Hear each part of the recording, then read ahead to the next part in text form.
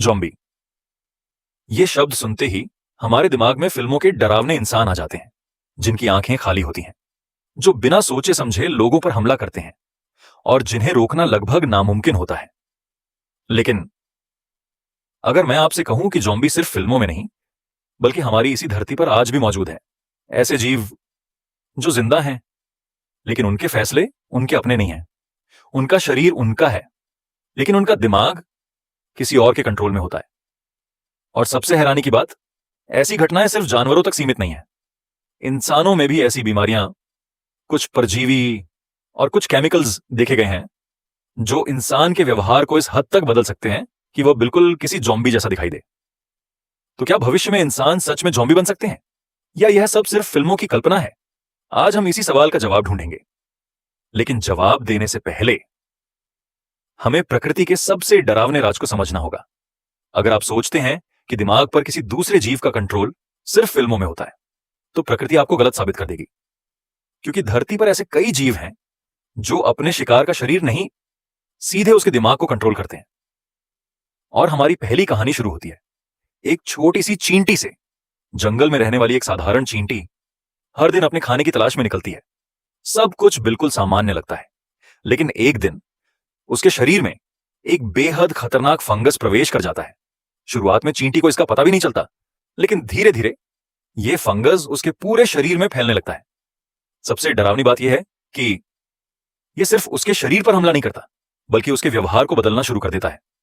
अब चींटी वही नहीं करती जो वह करना चाहती है, वह वही करती है जो फंगस चाहता है। फंगस उसे उसकी कॉलोनी से दूर ले जाता है, फिर उसे एक खास ऊंचाई तक पेड़ या पौधे पर चढ़ने के लिए मजबूर करता है। वहां पहुंचकर चींटी अपने जबड़ों से पत्ते को इतनी जोर से पकड़ लेती है कि मरने के बाद भी उसकी पकड़ नहीं छूटती। इसे वैज्ञानिक डेथ ग्रिप कहते हैं। कुछ समय बाद चींटी मर जाती है, लेकिन कहानी यहीं खत्म नहीं होती।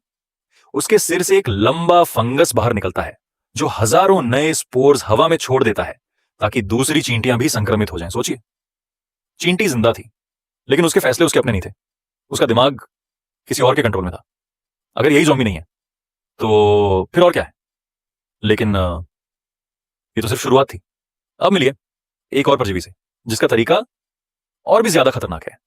इसे हेयरवर्म कहा जाता है। ये छोटे कीड़ों जैसे क्रिकेट यानी झींगुर के शरीर में प्रवेश करता है। कई हफ्तों तक यह उसके अंदर ही बढ़ता रहता है। झींगुर अपनी सामान्य जिंदगी जीता रहता है। उसे बिल्कुल भी एहसास नहीं होता कि उसके अंदर कोई और भी मौजूद है। लेकिन जब हेयरवर्म पूरी तरह विकसित हो जाता है, तब शुरू होता है उसका असली खेल। यह झींगुर के दिमाग और नर्वस सिस्टम को इस तरह प्रभावित करता है कि वह अचानक पानी की तरफ चलना शुरू कर देता है। अब सोचिए, एक ऐसा कीड़ा जो सामान्य रूप से पानी से दूर रहता है, वही बिना किसी वजह के सीधे तालाब या नदी में कूद जाता है और डूबकर मर जाता है। इसके बाद हेयरवर्म उसके शरीर से बाहर निकल आता है और अपनी नई जिंदगी शुरू कर देता है। यानी झींगुर ने खुद फैसला नहीं लिया था। उसका दिमाग पहले ही किसी और के कब्जे में जा चुका था। अगर आपको लगता है कि इससे ज्यादा डरावना कुछ नहीं हो सकता, तो अगला उदाहरण शायद आपका विचार बदल देगा। दुनिया में एक बेहद छोटा सा कीड़ा होता है जिसे एमरल्ड कॉकरोच वॉस्प कहा जाता है। लेकिन इसका शिकार करने का तरीका किसी साइंस फिक्शन फिल्म से कम नहीं। यह एक कॉकरोच को ढूंढता है और उसके शरीर पर नहीं, सीधे उसके दिमाग के पास डंक मारता है। यह जर कॉकरोच को मारता नहीं है, बल्कि उसकी इच्छा शक्ति छीन लेता है। अब कॉकरोच भाग सकता है, लेकिन भागता नहीं। लड़ सकता है, लेकिन लड़ता नहीं। इसके बाद वह ततैया कॉकरोच की एंटीना पकड़कर उसे बिल्कुल पालतू जानवर की तरह अपने बिल तक ले जाती है। वहां वह उसके शरीर पर अंडे देती है। कुछ दिनों बाद उन अंडों से निकले लार्वा उसी जिंदा कॉकरोच को अंदर से खाना शुरू कर देते हैं और आखिर में कॉकरोच मर जाता है। सोचिए, एक ऐसा जीव जो जिंदा था, चल रहा था, लेकिन उसकी अपनी कोई मर्जी नहीं बची थी। प्रकृति में दिमाग पर कंट्रोल की ये घटनाएं इतनी आम हैं कि वैज्ञानिक इन्हें बिहेवियर मैनिपुलेशन कहते हैं। और अब सबसे बड़ा सवाल सामने आता है, अगर प्रकृति कीड़ों और जानवरों के दिमाग को इस तरह कंट्रोल कर सकती है, तो क्या इंसानों के साथ भी ऐसा हो सकता है? यहीं से हमारी कहानी और भी ज्यादा दिलचस्प होने वाली है। अभी तक हमने जिन उदाहरणों को देखा, उनमें एक बात बिल्कुल साफ थी। कोई फंगस, कोई परजीवी या कोई दूसरा जीव अपने शिकार के दिमाग पर इतना असर डाल रहा था कि उसका व्यवहार पूरी तरह बदल गया। लेकिन अब सवाल यह है, क्या इंसानों के साथ भी ऐसा हो सकता है? जवाब है कुछ हद तक हाँ, लेकिन जिस तरह फिल्मों में दिखाया जाता है वैसा नहीं। चलिए सबसे पहले बात करते हैं दुनिया की सबसे खतरनाक बीमारियों में से एक की। कल्पना कीजिए आपको एक संक्रमित जानवर काट ले। शुरुआत में शायद आपको सिर्फ हल्का दर्द महसूस हो, लेकिन कई दिनों या कभी कभी कई हफ्तों बाद वायरस धीरे धीरे आपकी नसों के रास्ते सीधे आपके दिमाग तक पहुंच जाता है। यहीं से सब कुछ बदलना शुरू होता है। संक्रमित व्यक्ति में बेचैनी, घबराहट, भ्रम, असामान्य आक्रामकता और कई मामलों में काटने जैसा व्यवहार भी देखा जा सकता है। कुछ लोगों को पानी पीने में इतनी तकलीफ होती है कि सिर्फ पानी देखकर भी उनके गले की मांसपेशियां सिकुड़ने लगती हैं। इसीलिए इसे अक्सर हाइड्रोफोबिया कहा जाता है। ध्यान रहे, रेबीज किसी को फिल्म वाला ज़ॉम्बी नहीं बनाती, लेकिन यह एक ऐसी बीमारी है जो इंसान के दिमाग और व्यवहार को गंभीर रूप से प्रभावित कर सकती है। और शायद यही वजह है कि कई वैज्ञानिक मानते हैं ज़ॉम्बी फिल्मों के कुछ विचार रेबीज जैसी बीमारियों से प्रेरित हो सकते हैं। अब बात करते हैं उन वायरल वीडियो की जिन्हें देखकर लोग कहते हैं, देखो असली ज़ॉम्बी। आपने इंटरनेट पर ऐसे लोग जरूर देखे होंगे जो बिना किसी प्रतिक्रिया के खड़े रहते हैं, अजीब तरीके से चलते हैं या आसपास की दुनिया से बिल्कुल कटे हुए दिखाई देते हैं। असलियत क्या है? ज्यादातर मामलों में यह किसी ज़िएदिंग वायरस की वजह से नहीं, बल्कि बेहद खतरनाक नशीले पदार्थों या जहरीले केमिकल्स के प्रभाव में होते हैं। कुछ ड्रग्स दिमाग के उन हिस्सों को प्रभावित करती हैं जो सोचने, फैसला लेने और शरीर को नियंत्रित करने का काम करते हैं। इस वजह से व्यक्ति को देखकर ऐसा लग सकता है जैसे उसकी इच्छा शक्ति खत्म हो चुकी हो। लेकिन याद रखिए, यह ज़ॉम्बी वायरस नहीं है, यह दिमाग पर केमिकल्स का असर है। सिर्फ वायरस ही नहीं, कुछ परजीवी भी इंसानों के दिमाग को प्रभावित कर सकते हैं। ऐसी कुछ बीमारियों में लोगों को भ्रम हो सकता है, दौरे पड़ सकते हैं, व्यवहार बदल सकता है या सोचने समझने की क्षमता प्रभावित हो सकती है। हालांकि ये किसी को फिल्मों वाला ज़ॉम्बी नहीं बनाते, लेकिन ये एक बात जरूर साबित करते हैं, अगर दिमाग प्रभावित हो तो इंसान का व्यवहार पूरी तरह बदल सकता है। अब बात करते हैं दुनिया की सबसे रहस्यमयी कहानियों में से एक की। कैरेबियन देश हैती में सालों से ऐसी कहानियां सुनाई जाती रही हैं जहां कुछ लोगों को ज़ॉम्बी बना देने का दावा किया गया। सबसे प्रसिद्ध मामला एक ऐसे व्यक्ति का था जिसे मृत घोषित कर दिया गया, लेकिन वर्षों बाद वह फिर दिखाई दिया और उसने दावा किया कि उसे जिंदा रहते हुए ज़ॉम्बी बना दिया गया था। कुछ शोधकर्ताओं ने अनुमान लगाया कि शायद जहरीले पदार्थों और कुछ मानसिक प्रभाव डालने वाले पौधों का इस्तेमाल हुआ हो, लेकिन आज तक इसका कोई पक्का वैज्ञानिक प्रमाण नहीं मिला। इसीलिए इसे एक रहस्य और लोक कथा के रूप में ही देखा जाता है।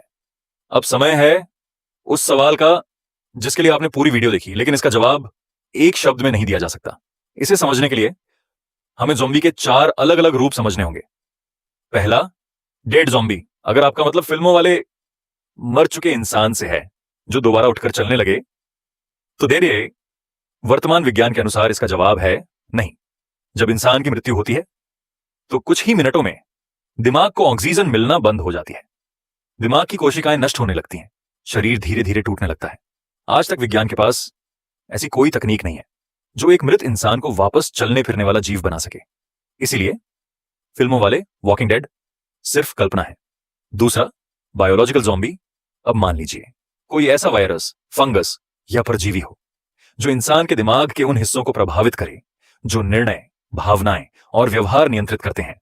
क्या ऐसा संभव है? प्रकृति ने हमें पहले ही दिखा दिया है कि चींटियों, झींगुरों और कॉकरोच के साथ यह हो सकता है, लेकिन इंसान का दिमाग कहीं ज्यादा जटिल है।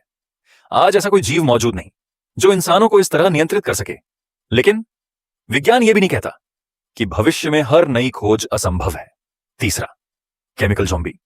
अगर कोई बीमारी, जहरीला पदार्थ या कई केमिकल्स मिलकर दिमाग के अलग अलग हिस्सों को प्रभावित करें तो इंसान की सोच, व्यवहार और प्रतिक्रिया बदल सकती है। आज भी कुछ बीमारियां और नशीले पदार्थ ऐसा आंशिक रूप से कर सकते हैं, लेकिन फिल्मों जैसा पूरी तरह नियंत्रित ज़ॉम्बी अब तक कभी नहीं देखा गया। चौथा, टेक्नोलॉजिकल ज़ॉम्बी। और अब सबसे दिलचस्प संभावना, आज वैज्ञानिक ऐसे ब्रेन कंप्यूटर इंटरफेस बना रहे हैं जो लकवाग्रस्त लोगों को कंप्यूटर नियंत्रित करने या रोबोटिक हाथ चलाने में मदद कर सकते हैं। यह तकनीक इंसानों की मदद के लिए बनाई जा रही है और यह चिकित्सा विज्ञान की एक बड़ी उपलब्धि है। लेकिन कल्पना कीजिए, अगर भविष्य में ऐसी तकनीक बहुत अधिक विकसित हो जाए और उसका गलत इस्तेमाल किया जाए। क्या कोई ऐसी चिप बन सकती है जो इंसान के नर्वस सिस्टम या दिमाग के कुछ हिस्सों को प्रभावित करे? आज इसका कोई प्रमाण नहीं है, लेकिन विज्ञान की दुनिया में इस पर शोध लगातार आगे बढ़ रहा है। अगर ऐसा कभी हुआ तो वह फिल्मों वाला जादुई जॉम्बी नहीं होगा, लेकिन शायद एक टेक्नोलॉजिकल जॉम्बी जैसा जरूर दिखाई दे सकता है। यह सिर्फ एक संभावित भविष्य की कल्पना है, वर्तमान वास्तविकता नहीं। तो क्या इंसान कभी जॉम्बी बन सकते हैं? अगर आपका मतलब है मरने के बाद वापस जिंदा होकर चलने वाला इंसान, तो जवाब है नहीं। लेकिन अगर जॉम्बी का मतलब है ऐसा जीव जिसका व्यवहार, उसके फैसले या उसका दिमाग किसी बीमारी, परजीवी, केमिकल या भविष्य की तकनीक से नियंत्रित होने लगे, तो प्रकृति हमें पहले ही दिखा चुकी है कि इसकी शुरुआत असंभव नहीं लगती। शायद जॉम्बी फिल्मों की सबसे बड़ी गलती यही थी।